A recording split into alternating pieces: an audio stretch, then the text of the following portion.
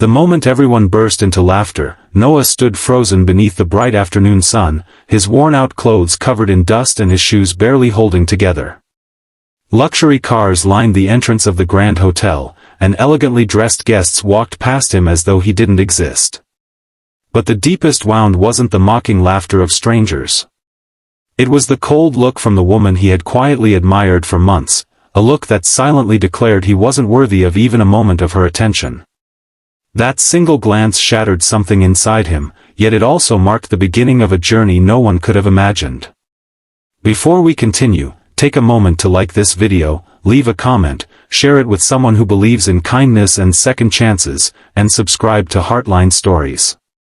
Your support helps us bring more heartfelt stories that remind the world compassion always matters. The city of Brookhaven sparkled under the warm daylight, where expensive suits, polished shoes, and luxury lifestyles often determined a person's value before they even spoke. Noah Mercer never fit into that picture. Every morning, he walked through the busy streets wearing the same faded gray shirt and old jeans. People assumed he was unemployed or homeless, never realizing that appearances can hide extraordinary truths. Unknown to almost everyone, Noah had spent years traveling through remote villages across different countries, helping build schools, clinics, and clean water systems using his inheritance after losing both of his parents in a tragic accident. Rather than living in luxury, he had chosen a life of service. He believed that wealth meant little unless it changed lives. His simple clothing was never a sign of poverty, it was simply the least important thing in his world. That afternoon, Noah arrived outside the prestigious Windsor Grand Hotel. He had come directly from a volunteer construction site where he had spent hours helping rebuild homes after severe flooding. His clothes were dusty, his hands rough from work, and exhaustion showed on his face. Yet inside the hotel, a charity gala was about to begin, one that his foundation had quietly funded without asking for recognition. Standing near the entrance was Serena Holloway, one of the city's most admired event planners. Beautiful, successful, and admired wherever she went, Serena believed success should always look successful.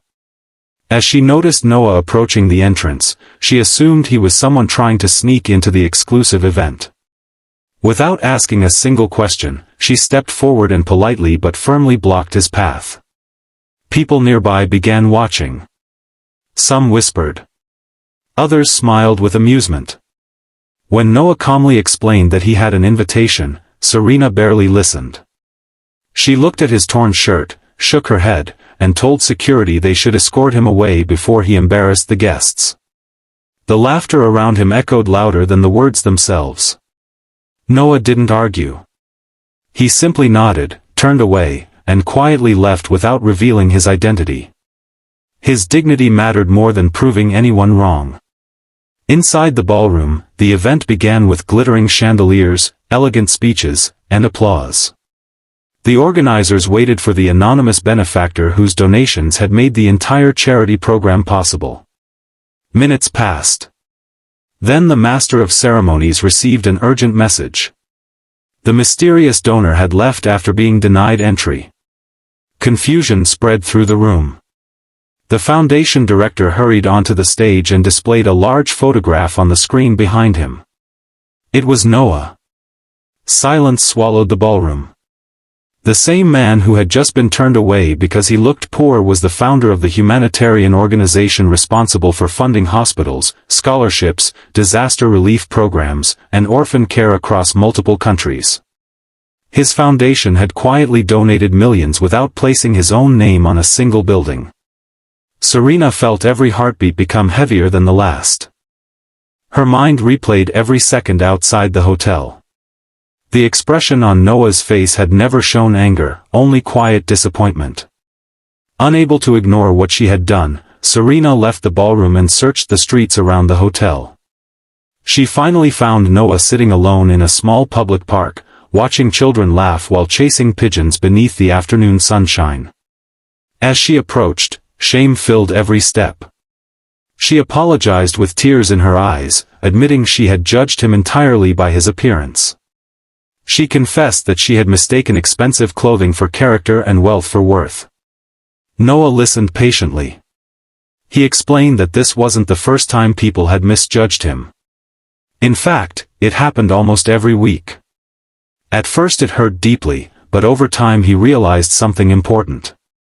Every judgment revealed more about the person making it than about himself. Real kindness doesn't stop to inspect someone's shoes before offering respect. Those words stayed with Serena long after that afternoon.